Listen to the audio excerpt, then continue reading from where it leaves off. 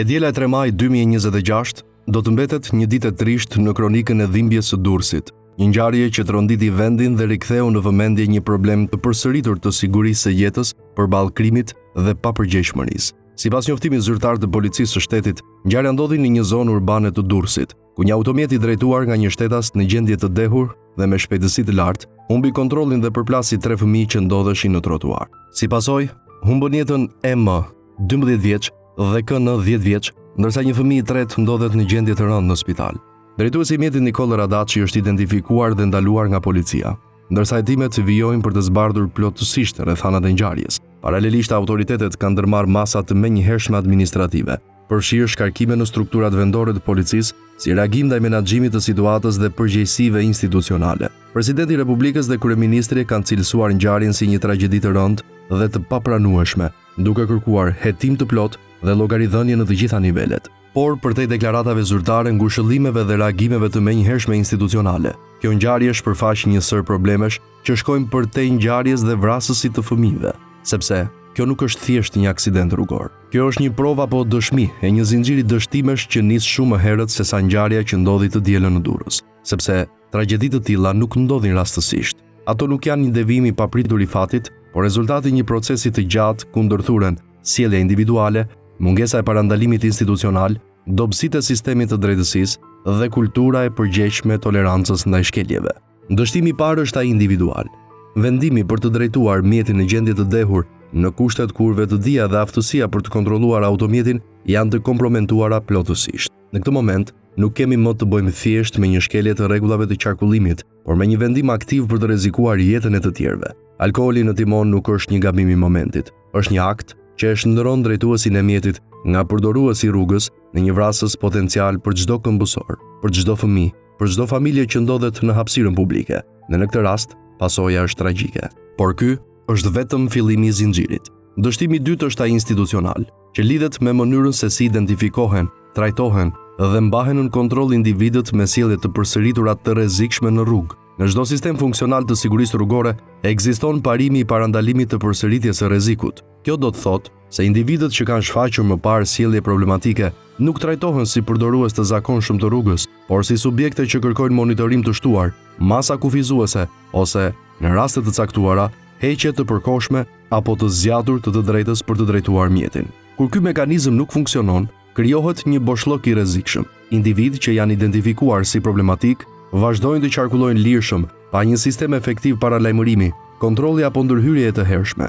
E në këtë pikë, institucioni nuk reagon në fazën e rrezikut, por vetëm në fazën e pasojës. Dhe kjo është vendos gjithë sistemin nga parandalimi e reagimi pas tragjedisë. Dështimi i tretë është ai i sistemit të drejtësisë, ku shkeljet e rënda rrugore, sidomos ato që përfundojnë me humbje jete, shpesh trajtohen në mënyrë të fragmentuar, si incidente të veçuara dhe jo si sjellje me rrezik të lartë shoqëror. Problemi nuk qëndron vetëm te masa e dënimit, por te mungesa e efektit të tij parandalues dhe transformues. Në teori, dënimi duhet të shërbejë jo vetëm si ndëshkim, por edhe si një mekanizëm që e largon për një periudhë të gjatë ose përfundimtare rrezikun nga rruga.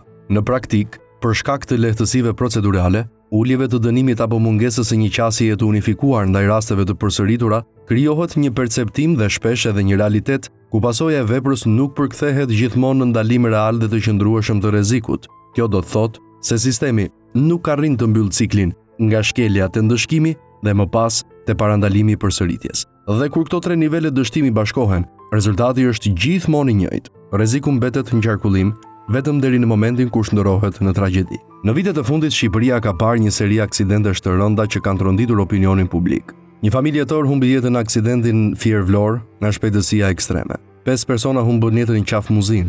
8 jetë u shua në kërcyr në një tjetër ngjarje tragjike. Ngjarje të ndryshme, në vende të ndryshme, por me një model të njëjtë. Shkelje ekstreme të rregullave, pasoja fatale dhe një sistem që reagon gjithmonë pasi ngjarja ka ndodhur. Sepse edhe këtë herë reagimi ka qenë i menjëhershëm. Deklarata, ngushëllime, masa administrative dhe shkarkime në strukturat përgjegjëse, por ky reagim zakonisht zgjat pak ditë. Më pas vëmendja zhvendoset, debati zbehet dhe sistemi kthehet në rutinën e tij. Nuk ka transparencë të vazhdueshme, nuk ka ndjekje afatgjatë të përgjegjësive, nuk ka raportim të qartë mbi efektet reale të masave të marra dhe cikli përsëritet. Tragjedi, reagim, heshtje dhe një tjetër tragjedi. Në këtë pikë lind pyetja që shpesh dëgjohet në opinionin publik. Çfarë bëri policia? Është një pyetje legjitime, por jo e mjaftueshme për të shpjeguar të gjithë problemin. Policia ka rolin e saj dhe përgjegjësitë e saj.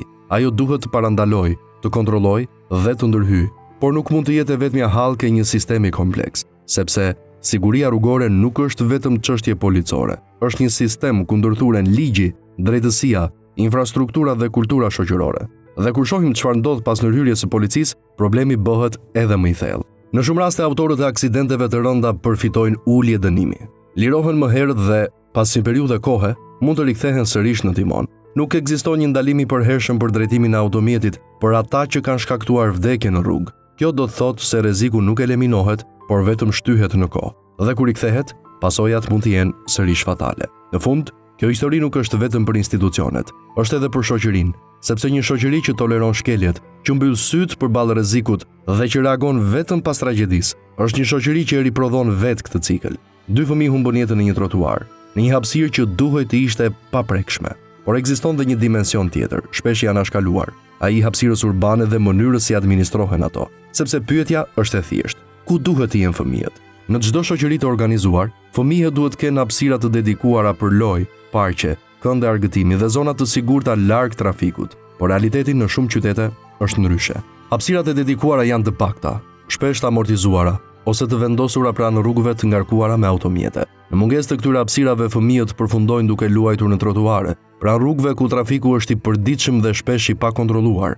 Dhe në këtë pikë, rreziku nuk vjen vetëm nga drejtuesi i papërgjegjshëm, por edhe nga mungesa e alternativës së sigurt. Kur shteti nuk krijon hapësira të sigurta për fëmijët, ai në mënyrë indirekte i ekspozon ata ndaj rrezikut. Dhe kjo nuk është një histori e re. Ajo që ndodhi në Durrës të dielën e 3 majit nuk është vetëm një ngjarje e rëndësishme, është një alarm. Një alarm për një sistem që reagon, por nuk parandalon, për institucione që veprojnë pas faktit dhe për një shoqëri që shpesh kujtohet vetëm kur është tepër vonë. Nëse duam që ngjarje të tilla të mos përsëriten, nuk mjafton të ndryshojmë vetëm reagimin. Duhet të ndryshojmë mënyrën si e kuptojmë përgjegjësinë, sepse në fund nuk dështoi vetëm drejtuesi i mjetit që prej papërgjegjshmërisë së vet përfundoi në vrasës. Nuk dështuan vetëm institucionet, dështuam të gjithë, dhe çmimi më të rëndë e paguan ata që nuk patën asnjë faj: fëmijët.